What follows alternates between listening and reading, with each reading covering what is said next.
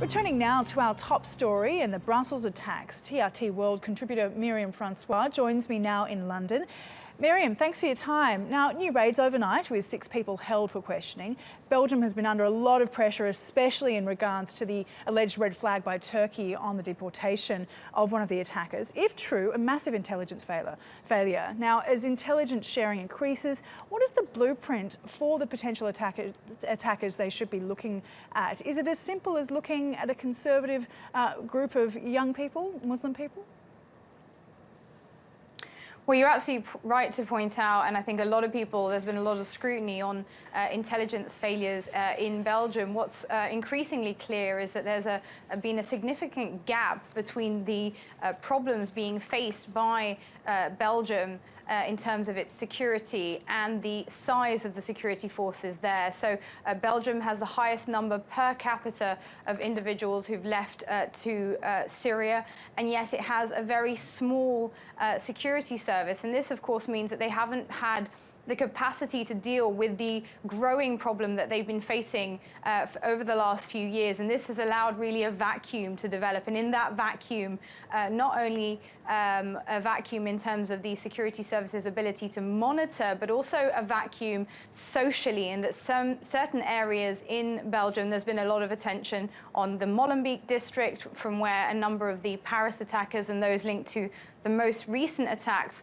have lived. The fact is, the certain districts in Belgium have been neglected over recent years, and this has allowed certain groups, more radical groups, to use those areas for recruitment and to develop their networks. And this, of course, is at the heart of much of the criticism being directed at the Belgian authorities. Now, of course, your question about the profile, well, the profile is a very complex issue. There are 2 sort of broad profiles that are being listed by a recent report by the Royal Institute for International Relations. It points to the first being a background that we're seeing emerge in the profile of the attackers linked to the most recent incident in Brussels, and that is people involved with a criminal background in delinquency and petty crime, who then, if you like, drift into terrorism, who essentially move from petty delinquents to criminals with a cause. The second profile is much harder to identify, and that's individuals who have no criminal background, but who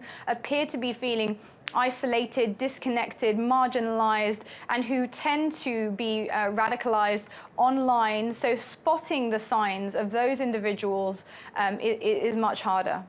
It's certainly bring out a fairly big debate across the world, but also online as well. And there's a tweet that's been circulating in the last couple of days. It's quoted, "I confronted a Muslim woman yesterday in Croydon. I asked her to explain Brussels. She said, 'Nothing to do with me,' a mealy-mouthed reply." Now, this man has since been charged for publishing media which is threatening and abusive.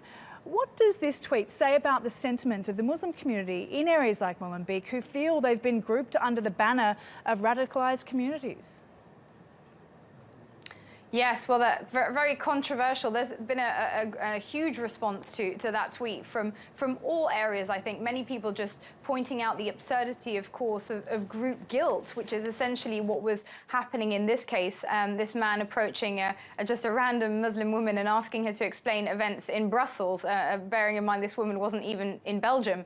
But of course, you point to something which is a much more profound problem, which is that can contribute to a sense of alienation amongst the broader community, a sense that they are part of a suspect community. And if people are already feeling that way, if people are already from deprived areas, already feel like the state has essentially only ever been a part of the life of that community when it comes to security and monitoring, and then in addition to that, you add in a layer of social hostility to those communities, what you find is a dangerous cocktail. And I think this is where the social media response to that tweet has been particularly brilliant. Many people from all backgrounds really responding to this man and sort of poking fun at the absurdity of his comment. All right, Miriam Francois in London there. Thanks very much for your time today.